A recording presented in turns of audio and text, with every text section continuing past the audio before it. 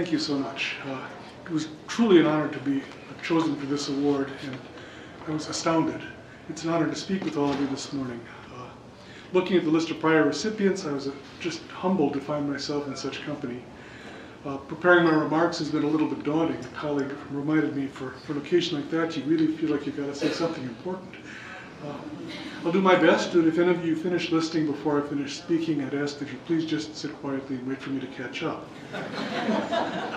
My topic today is test validity, and my message is that we have some work to do.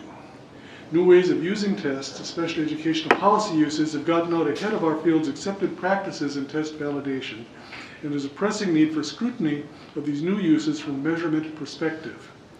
I'll begin with a quick overview of how our ideas of test validity have evolved. Then I'll illustrate the idea of an interpretation and use argument, or IUA, with some older testing applications. Next, I'll describe what's changed over the past 25 years or so, including greater reliance on indirect effects of testing. Some current test uses rely on derived scores intended to measure constructs quite unlike those envisioned by the original test developers. I'll give one detailed example, adequate yearly progress, under the No Child Left Behind Act, and I'll end with an appeal for more research that applies conceptual frameworks and analytical tools of our discipline to call out misuses of tests and to guide wise testing practice. Validity is at the heart of our work as measurement specialists and as educational psychologists concerned with testing. Our conceptions of validity have evolved. We ask more questions about tests themselves, how they're used, how that use is supposed to be beneficial, and what might go wrong. As our list of questions has grown, so too has the range of research methods that we use to address them. Educational measurement has long served as a major handbook for our field, and successive editions offer snapshots of evolving ideas of validity. Edward E. Curidan's 1951 Validity Chapter appeared in the first edition. He defined validity as the correlation between the actual test scores and the true criterion scores. In other words, a test criterion correlation corrected for unreliability in the criterion. In Curidan's day, predictive validity was pretty much the whole story. The methodology for test validation was basically just calculating correlations. And indeed, test criterion correlations are still sometimes referred to as validity coefficients. Of course, calculating a correlation coefficient was a lot more work in 1951 than it is today. Cronbach, in his test validation chapter in 1971, expanded upon Curidan's view, making room for description and explanation alongside prediction. For Cronbach in 1971, validation was essentially scientific inquiry into score meaning. He emphasized that one validator is not a test, but an interpretation of data arising from a specified procedure, and that test validation required the integration of different kinds of evidence.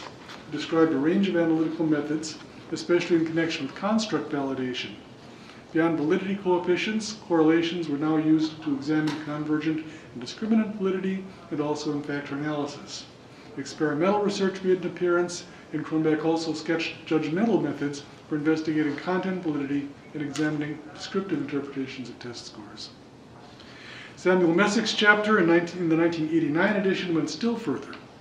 Recall that in 1971, Cronbach viewed test validation largely as scientific inquiry into score meaning. Messick referred to this as inquiry into the adequacy of inferences based on test scores. From there, he broadened the scope of validation to cover scientific inquiry into both the adequacy and the appropriateness of both inferences and actions based on test scores.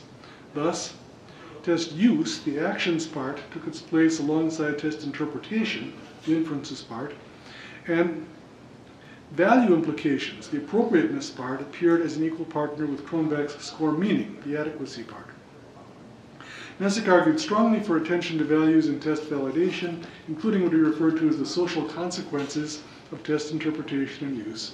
And validation also required attention to construct irrelevant variance and construct underrepresentation. With Messick, the list of methods required for test validation expanded to include more emphasis on logical argumentation and even philosophical inquiry, as well as dialectical and rhetorical methods. He emphasized that validity is a matter of degree, calling for an integrated evaluative judgment to pull together both empirical evidence and theoretical rationales. As you can tell by this time, this whole validation business was getting pretty complicated. Finally, in 2006, Michael T. Kane took on the challenge of writing the Validity Chapter for the most recent 4th edition of Educational Measurement. Kane reinforced the idea that what is validated as a test score interpretation or use, and also embraced Messick's inclusion of value questions. You might say Kane's major contribution was to help us get organized. His chapter helped to sort out and prioritize the many questions and analyses that by this time were lumped together under the validity heading. Kane took a pragmatic approach, delving into the process of test validation and offering a roadmap of sorts for the work validators do. He divided the process of validation into two phases. During the development phase, the test developer builds a case for the way the test is supposed to work. During the appraisal phase, test users and other stakeholders, and perhaps test developers, develop and scrutinize evidence for and against claims about test score meanings and appropriate uses. It is during this appraisal phase that validators look for hidden assumptions and consider alternative explanations for good or poor performance. Kane proposed that test validation should be guided by two kinds of arguments. For the first development phase, the primary focus is on an interpretive argument. This is the chain of logic or network of propositions connecting test performance to conclusions or decisions. For the second appraisal phase, the focus shifts to the validity argument. The validity argument is an evaluation of the interpretive argument. It examines the coherence of the interpretive argument and also weighs evidence for and against the various propositions the interpretive argument entails. Kane gave several illustrations of interpretive arguments organized into four broad stages, although he stressed that other organizations could also work. The general scheme begins with a scoring stage, followed by generalization, extrapolation, and then use or interpretation. Scoring refers to the connection between an examinee's performance and the resulting test score. The score should be an accurate, undistorted reflection of relevant qualities demonstrated in the test performance. If the test score also reflects irrelevant qualities, there's construct irrelevant variance. So, for example, math story problems should not be too hard to read, so that otherwise math scores may be distorted by variance in students' reading ability. Checks for item bias and test bias would also be included here. Generalization is the connection between the actual score and some hypothetical universe of scores that might have been obtained instead on different occasions, say, or with different test forms, or with different raters. It's at this stage that score reliability or generalizability is considered. Extrapolation moves out further still to the broader domain of performances in non-test situations where the measured quality ought to matter. Here, construct underrepresentation comes into play. So, for example, a reading test that only requires selecting responses to factual questions may leave out important reading skills needed in real-world settings. User interpretation gets to the question of what is actually done with the test scores, their relevance and usefulness, as well as the appropriateness of decisions or other actions that they support. What this means exactly and how the rationale for testing is framed varies a lot from one situation to another, and I'll offer some examples shortly. Kane made the point that in practice, test validation has usually focused on scoring and generalization, neglecting extrapolation and user interpretation. We don't carry the argument all the way through to the end. To take just one relevant example, he observed that arguments for school accountability testing claim it will improve schooling outcomes by focusing attention on demanding content, but validation typically attends only to scoring and generalization, not the assumption that the testing will actually lead to the expected benefits. This is a problem. The chain of argument is as strong as its weakest link, and strong support for early parts of the argument cannot make up for weak support at the end. I'm going to return to this quotation from Kane later.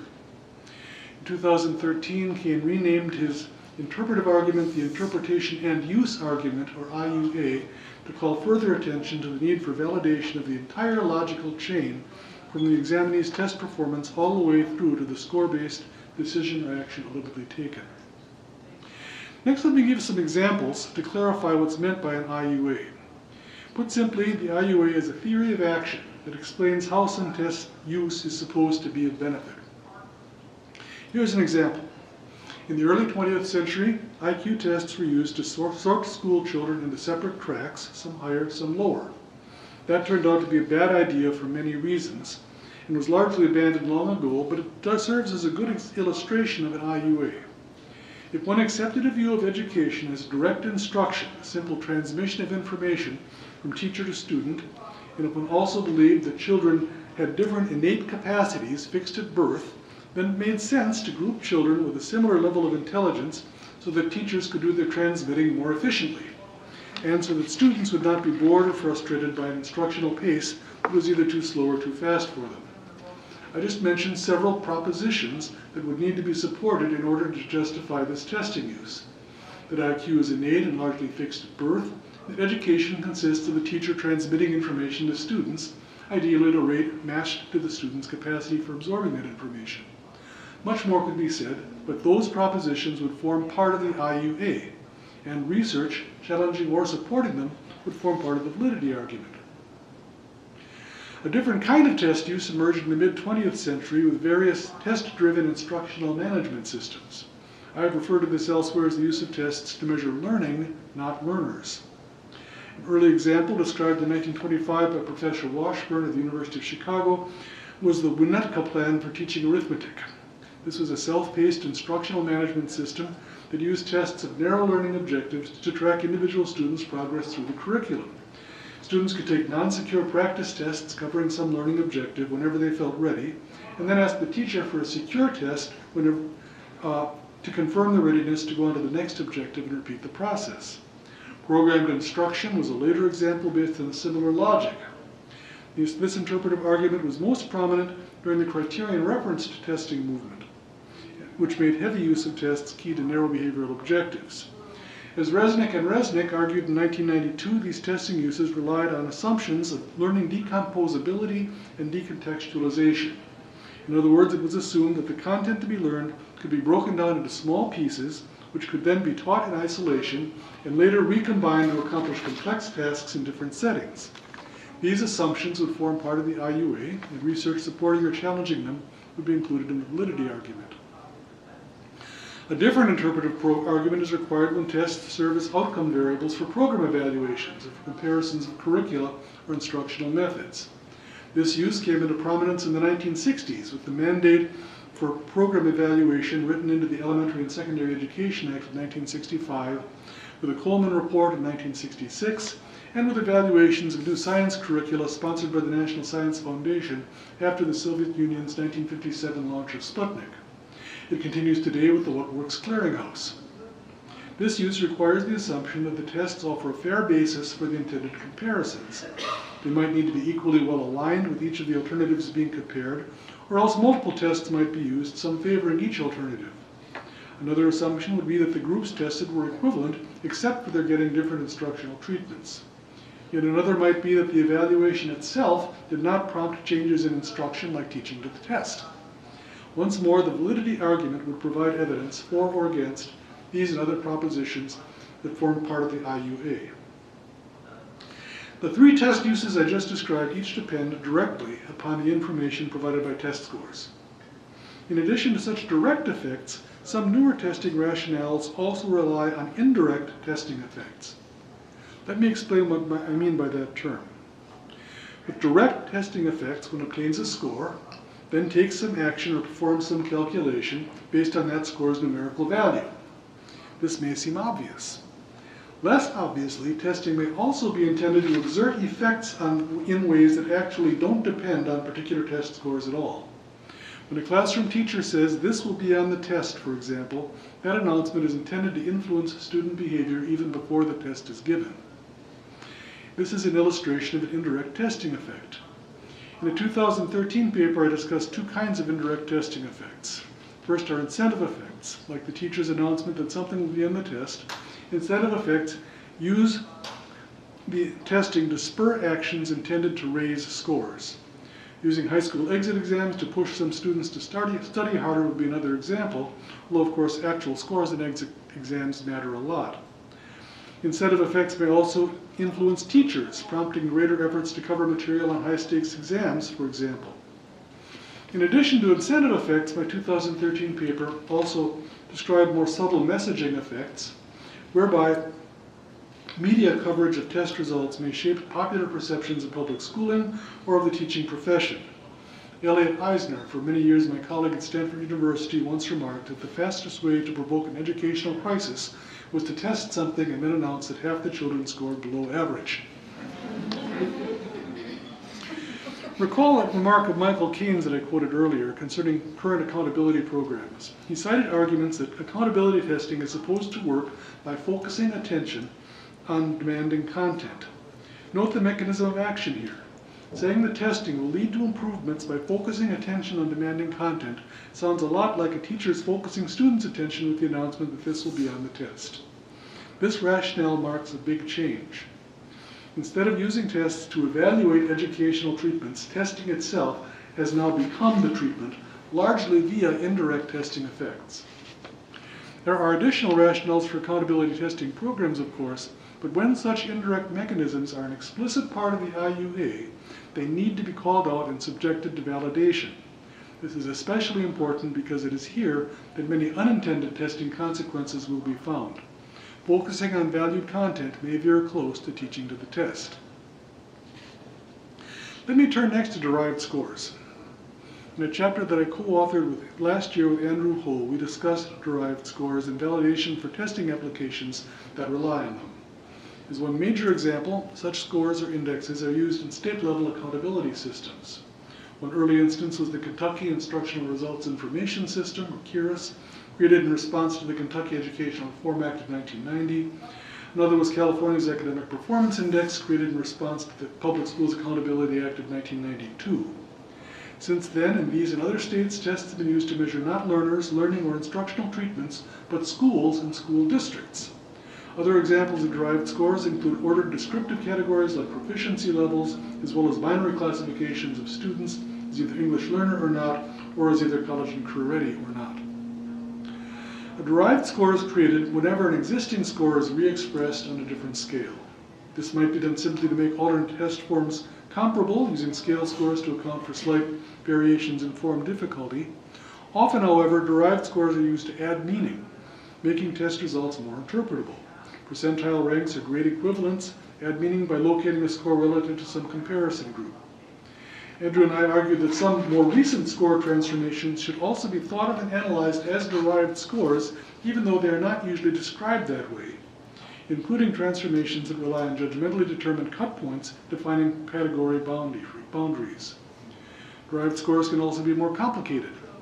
Going beyond transformations of single raw scores, pretest scores might be subtracted from post-test scores to produce gain scores, measuring a new construct now, not achievement but growth.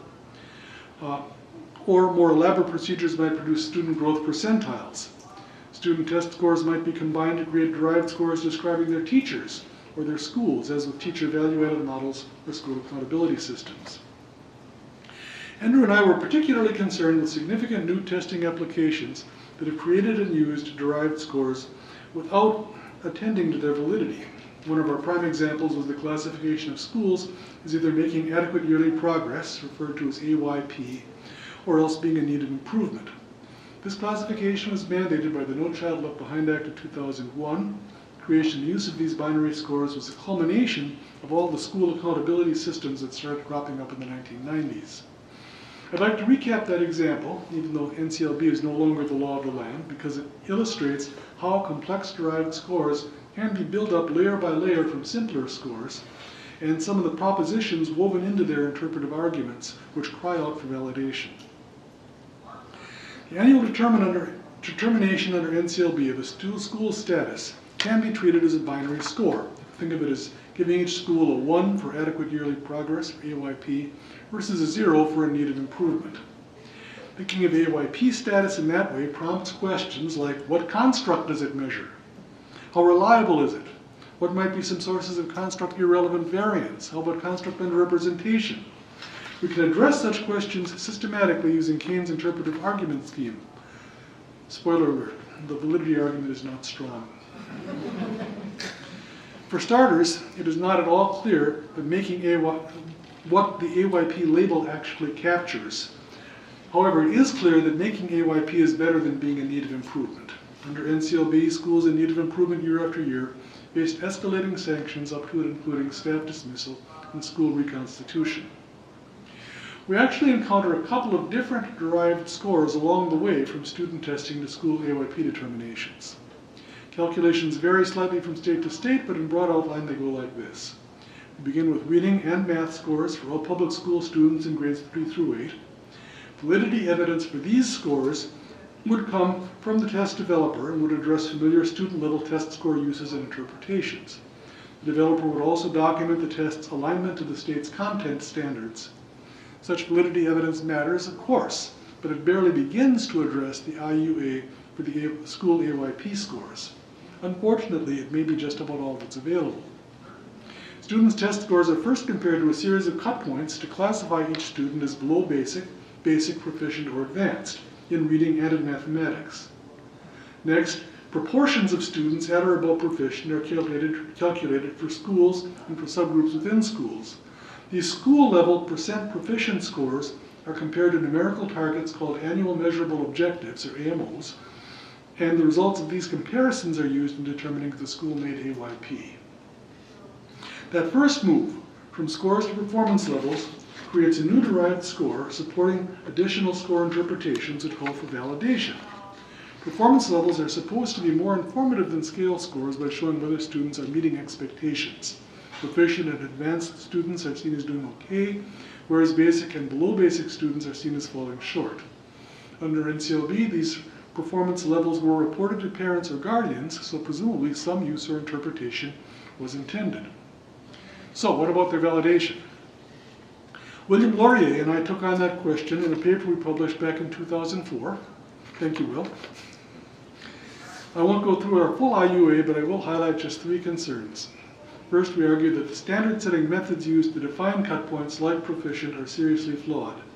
Study after study has shown that different methods purporting to yield estimates of the same quantity in fact produce systematically different results.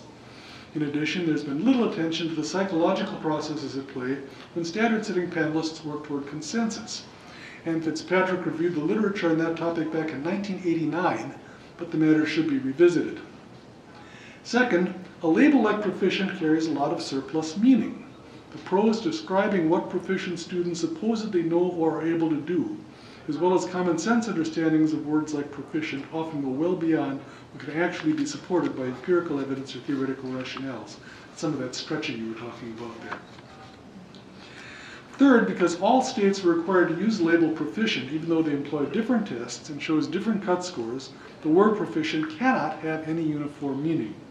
Using the same term everywhere invites meaningless comparisons among states, among students in different states, and between state results and achievement levels on the National Assessment of Educational Progress, or NAEP, for example. Similar concerns arise with proficient comparisons across subject areas, like reading versus mathematics, and across grade levels even within a single state. These difficulties notwithstanding, the next step in the AYP derivation is to tabulate the proportions of proficient students in each school.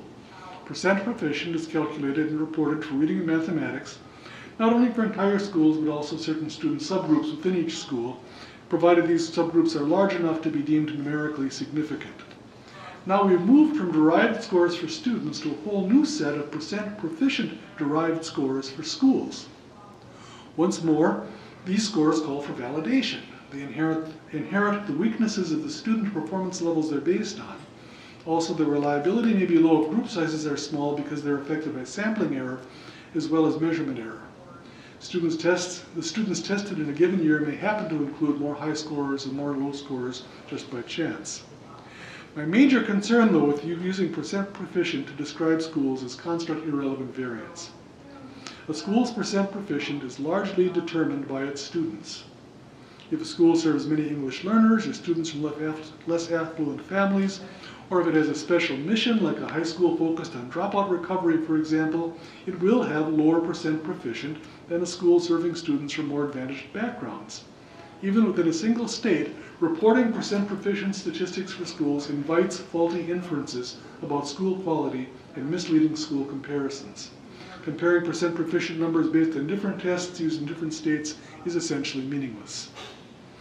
In addition to construct irrelevant variance, when policymakers and media treat these numbers as if they told us all we need to know about school quality, there's a serious problem with construct underrepresentation. We pay lip service to the idea that our tests leave out many valued schooling outcomes, then return to discussions of test scores as if that was all that mattered. As Dylan Williams said in 1998, Put crudely, we start out with the intention of making the important measurable and end up making the measurable important. Finally, statistical problems arise when these percent proficient numbers are used to quantify achievement gaps between groups, or worse, changes in achievement gaps over time. Andrew Ho addressed these concerns in his 2008 educational research article on the problem of proficiency. Moving on, under NCLB, these percent proficient values were next compared to targets referred to as AMOs. If the school's various percent proficient numbers all met or exceeded that year's AMO, then all was probably well. Otherwise, the school was probably in need of improvement. I'm saying probably because there were some additional requirements for making AYP, as well as some loopholes to excuse low-performing schools from failing. The first AMOs for the year 2002 were determined by a complex formula specified in legislation based on statewide percent proficient numbers for subgroups, along with the state's distribution of percent proficient numbers for schools. States then had to specify in advance how they would set their AMOs for each year from 2003 through 2014, wrapping up from that initial 2002 value to 100% proficient by 2014. A lot of states went with a pattern that came to be called the balloon mortgage option, whereby the AMOs initially rose very gradually, then suddenly shot up to 100% as the year 2014 approached.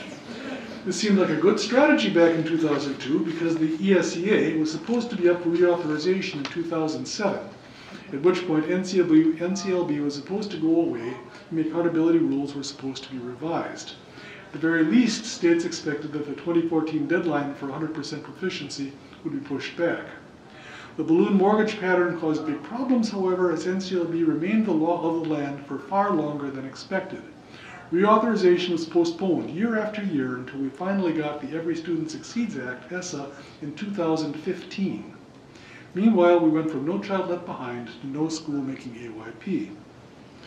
So, to recap, we started with student test scores, converted these to performance levels, obtained student level proportions at or above proficient, and then compared these proportions to the AMO. All this was done for the school as a whole and also for subgroups, but only if they were numerically significant. If a school missed even one of these multiple targets, it was in need of improvement. The closer you look, the more complicated it gets. There was a rule that at least 95% of the students in the school, as well as each numerically significant subgroup, had to be tested. There were special 1% and 2% rules for students with disabilities, safe harbor provisions and margin of error adjustments, and often rules for counting some students as English learners for accountability purposes, even after they'd been reclassified as fully English proficient. So in the end, what did it mean to say that a school did or did not meet AYP? I don't know. Some people sometimes complain that data values from item response theory models lack transparency, but IRT is crystal clear compared to AYP. I've highlighted just a few of the validity questions that come into focus when AYP is treated as a test score. I won't draw any comparisons with ESSA, although I'm optimistic that things won't be quite as bad. ESSA is still being implemented, and with the change of administration in Washington, state plans under ESSA are still being worked out. My step-by-step analysis of AYP so far has focused on Kane's scoring, generalization, and extrapolation stages. Most important, though, may be the final stage of the IUA. If NCLB actually spurred educational improvement, technical shortcomings might be forgiven. I would be pessimistic that using such a seriously flawed measure might have salutary effects, but technical critique alone cannot rule out that possibility. Without reviewing the empirical evidence on NCLB effects, I'll just say that various studies suggest positive effects were weak and spotty. Anecdotal evidence in some research also points to negative effects, like abandonment of performance assessments in favor of cheaper, faster multiple choice testing, excessive test preparation and dubious educational value, distortions of curriculum in favor of tested content, and educational triage focusing on so-called bubble kids thought to be just below the proficient threshold. These effects were unintended, of course, but widely anticipated. As educational psychologists and measurement specialists, we are rightly concerned when tests are used irresponsibly. We are heirs to a decades-long tradition of careful validation of test score uses and interpretations. Our ways of thinking about these matters, our repertoires of relevant research approaches and statistical tools have expanded enormously since Cureton wrote about validity coefficients in 1951. This has occurred in part because we've become more sophisticated in our understanding of threats to validity, in part because we've been challenged to examine the ways testing practices have sometimes functioned to justify or support systemic societal inequality, and in part because we're in fact seeing fundamentally new ways of using tests and testing, calling for new IUAs that in turn demand support from new kinds of empirical evidence and theoretical rationales. We've made great strides, we have much to be proud of, but our ways of thinking about validity are falling behind the ways tests are now being used. We have some catching up to do. Achievement tests are being used in ways vastly different from those envisioned by the developers to determine performance levels, predict college and career readiness, measure growth, and to evaluate schools and teachers. These new uses cry out for scholarly attention. To begin with, we can ask what constructs new derived scores are intended to assess and whether they do so adequately. We can use our frameworks for score reliability, construct irrelevant variance, construct underrepresentation, and bias to examine their strengths and weaknesses. Most important, we can work to clarify direct and indirect mechanisms whereby these new testing uses are supposed to improve schooling and investigate whether they're succeeding. I think we'll skip the activation, thank you. Okay.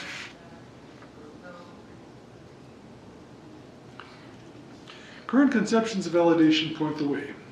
The first step is to flesh out the interpretive arguments for new test uses, remembering that evaluating the coherence of the IUA is part of the validation effort.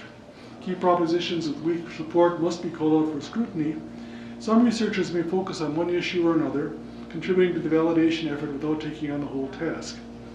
Others may serve as synthesizers, framing the full argument and assembling and weighing extant evidence from the research literature. This is another case, as you described, where one person or one study can't do it all. Carrying IUAs all the way through to the end will require attending to actual and not just intended score interpretations. In a recent article on educational measurement issues in practice, O'Leary and Hattie and Griffin made a strong case for examining actual score interpretations as a routine part of validation. They did not discuss standards-based score reporting, but misinterpretations of the Proficient label offer a prime example of their concerns. One such case is achievement level reporting of NAEP results. A 2017 evaluation of the NAEP achievement levels by the National Research Council found, quote, a disconnect between the kind of validity evidence that has been collected and the kinds of interpretations and uses that are made of NAEP's reported results. The NRC committee warned that without appropriate guidance, misuses are likely, and consistent with O'Leary, Hattie, and Griffin's recommendations, called for research on both intended and actual uses and interpretations of achievement levels, and clear guidance for users as to both substantiated and unsubstantiated interpretations. As psychologists and measurement specialists, we may find that this work calls for unfamiliar research methods and tools, and we may need to collaborate with researchers across the social sciences. Document analysis, interviews, and focus groups may be needed to flesh out interpretive arguments, especially when pinning down intended indirect testing effects. Similar methods may be used to study the interpretability and potential misinterpretations of score reports. Econometric models may be used to probe causal claims about the effects of systems for accountability or teacher evaluation.